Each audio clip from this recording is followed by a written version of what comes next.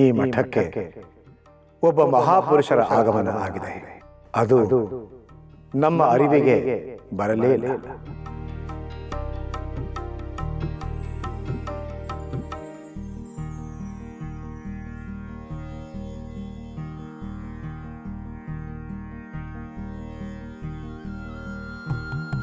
ಗುರುಗಳೇ, ಗುರುಗಳೇ, ನಿಮ್ಮ ಅಮೃತವಾಣಿ ನನಗೆ ಕೇಳಿಸಿದಾಗಾಯಿತು. ಇದು ನನ್ನ ಭ್ರಮೆಯೋ ಅಥವಾ ನನ್ನ ಕನಸು?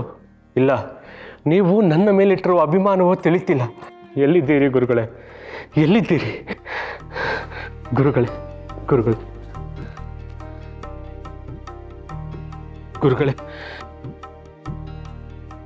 ಗುರುಗಳೇ, ನಿಮ್ಮ ಅಗಲಿಕೆಯಿಂದ ನಮಗೆ ಅನಾಥ ಪ್ರಜ್ಞೆ ಕಾಡ್ತಾ ಇದೆ.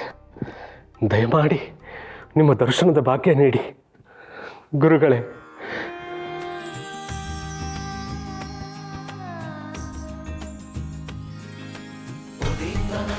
ವಂದೇ ಮಂದೇ ತರಾನಂದ ದಶಸ್ಯಾನಂದನಾನಂದಂ.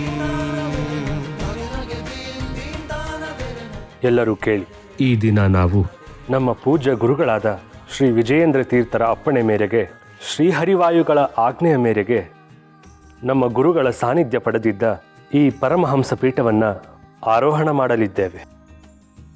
ಇದು ಶ್ರೀಮಠದ ಭಕ್ತರ ಆಶಯವೂ ಆಗಿದೆ, ಹಾಗೆ ಮೂಲರಾಮನ ಇಚ್ಛೆಯೂ ಆಗಿದೆ.